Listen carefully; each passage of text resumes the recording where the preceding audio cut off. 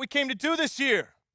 This is only the beginning of a very long season, but Game 1 means just as much as Game 82. Now, we have some new faces here that I really expect to make an impact for us this season. We've already seen flashes of what they can do for us, but I expect all of you to go out there and execute just like we did in camp. Ain't no more excuses. It's time to get serious. If we play our brand of basketball, there's no telling where this team can go. So get out there, get warm, and let's go win this game.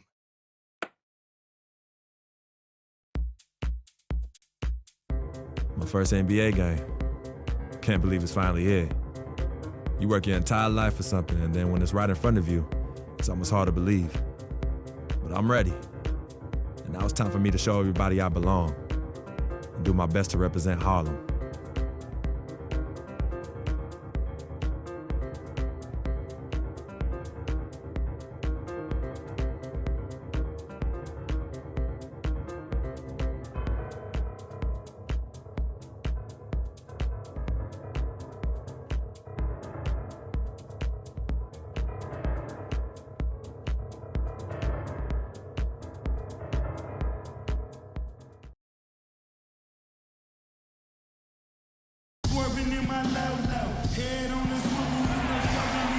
Welcome, everyone, to a brand new season of NBA basketball. I'm sure you're as excited as all of us are here at 2K Sports as we get ready to start the season in style. With Greg Anthony and Clark Kellogg, this is Kevin Harlan, and Doris Burks on the sideline as well.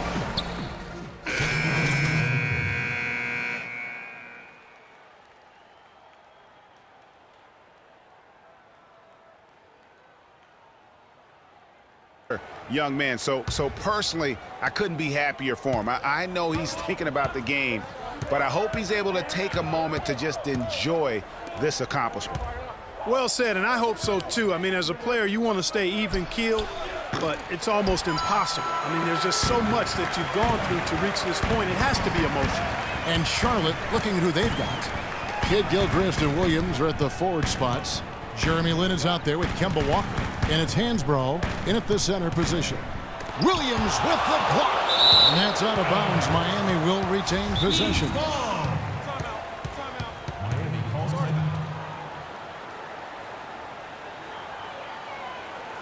A look here at last year in the NBA where the Hornets ranked. First in lowest turnovers a game. 7th in blocks. And they were in the top 10 in opponents' points per game. And I want to go back to that turnover ranking. Best in the NBA. That's a huge stat to look at when you talk about their ability to execute and the decision-making. They don't beat themselves. And that's a big reason why they won as much as they did. Hornets trail by 5. After making it to the playoffs in 2014, the Hornets couldn't repeat the feat in 2015. A slow start probably, Greg, more than anything else did him in. Really disappointing season coming in with such high expectations, and 33 and 49 just not good enough to get into the playoffs in any season. Miami leading by 3. Udrih, the pass to Stoudemire. Dishes to Freak. Back to Stoudemire. And a foul on the shot. He'll go to the stripe for 2. Amari Stoudemire, with a change of scenery last season, was bought out by the Knicks, signed with the Mavs midway through the season. That was the best thing to happen to Stoudemire, in my opinion, Kevin. He got to play playoff basketball again, and we know that wasn't going to happen in New York. And for Stoudemire last year, served as a backup big for the Mavs and was still as efficient as ever. To the left wing. Now here's Hansbrough. No scoring yet from him, but that's likely to change. They really can't allow him too many open looks like that. I mean, that's just inviting trouble. I don't think Stoudemire will ever be what he once was, but he is a valuable big to bring off the bench for a contending team in limited minutes. And it's Freak missing. The defense better not make a habit of giving him that shot. I mean, he doesn't miss many of them. Lin kicks to Walker. Back to Lin. Nobody near Williams. Yes! And a nice assist from Lin. 6 points for Williams. There's 6 points on consecutive 3 balls. They're finding holes in this defense. No doubt the defense had better play a little tighter. Freak kicks to Winslow. Here's Udrich, guarded by Walker, and that one's good. Freak. And that bucket right there, folks, is the first official NBA basket from Freak. Yeah, and you know, he can relax a little bit now. That first one is in the books. It won't be the biggest bucket he makes in his life, but man, it may be the most memorable. I think you may be right about that. No matter how many thousands of them he winds up with, he'll never forget that first one. And Walker kicks to Kid Gilchrist. Hansbrough setting the pick for Kid Gilchrist. Shot clock at 6.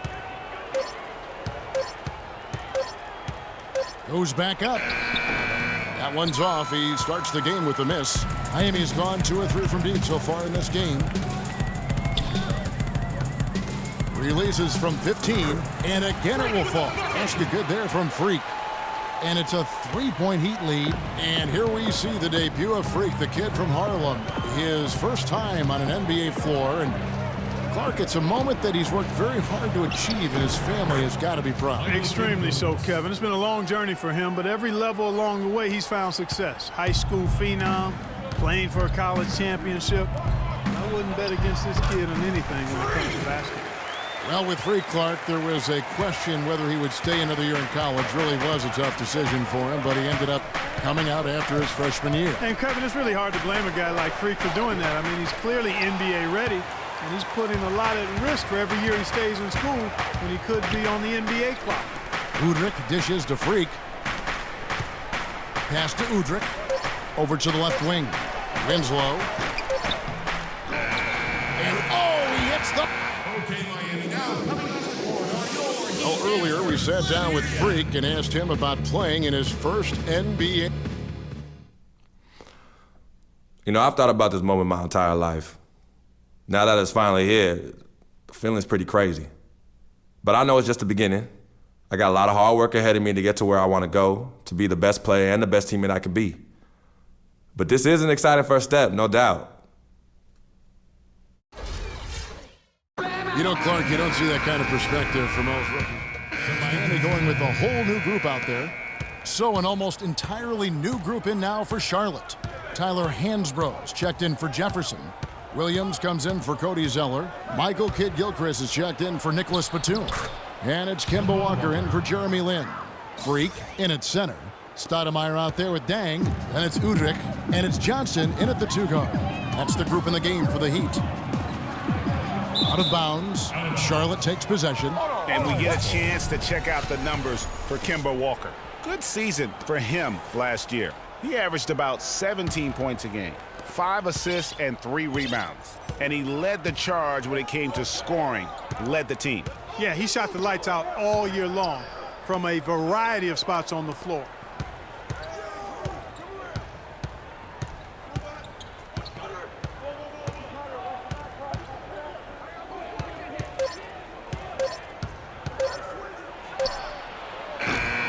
And that one hits back iron.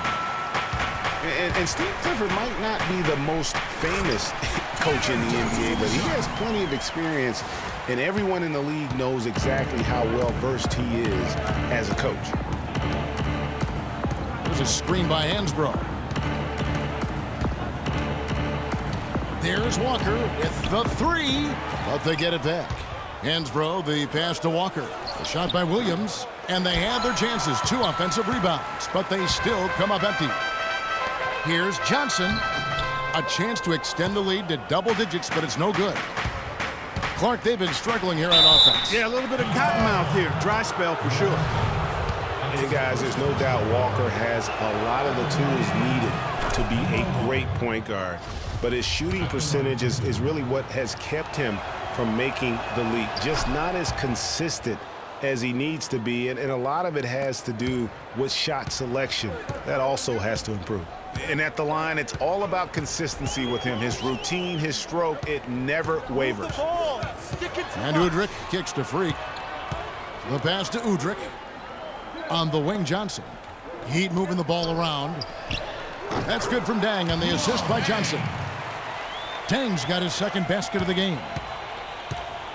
Just thinking again about Kemba Walker's field goal percentage, Greg. You were talking about shot under 40%, Clark, from the floor last year. Yeah, and I think so much of shooting percentage is a function of shot selection. That's 3 out of the last 4 seasons now, under 40% for Kemba. In order to be an elite point guard, that number's got to go up. Dang with it. Picked up by Kid Gilchrist. 1:44 left to play here in the half. Udrih dishes to Freak. And nobody, guys, among the defenders stepping up to challenge him on that drive to the 10. And Greg, he says, thank you very much, and sails in for the flush. And those are the kind of sequences that tell you why the score is what it is. And that'll be Charlotte as it goes out of bounds. Hornets retain possession. Winslow's checked in for Miami. Substitution for Heat, Justice Winslow. Walker against Johnson. Just 5 on the clock. Williams sets a screen for Kid Gilchrist. It's stolen by Stoudemire. And here's the fast break. Winslow's leading the way. And he gets the bucket. Winslow's got his 3rd basket of the night. And that's how the coach would draw it up on the fast break from start to finish. Yeah, and what a finish it was, guys. Really nicely done. Knocked loose. Now Johnson. Pass to Winslow. Walker with it. The dish now to Lamb. Left side Walker. Here's Williams. Kept alive by Charlotte. And the shots just continue to say no in terms of falling. 8-second difference between the shot clock and the game clock. Now here's Freak. He's guarded by Williams. Freak kicks to Stoudemire. Here's Freak. And he was fouled in the act of shooting. Chance here now for a 3-point play. Well, they've only got a slight edge in rebounding when you look at the numbers, but it certainly feels a lot bigger than it is. Yeah, the score has a lot to do with that. Their overall effort and execution has been elite.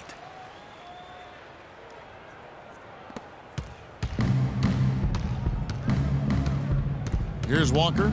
He's got 6. Williams, a screen on Johnson. Walker goes in. And so he earns a trip to the line. Officials saw the contact, and he'll shoot 2. No question, he got bumped on that shot. Yeah, the officials didn't need to talk that one over. It was obvious. So as we conclude.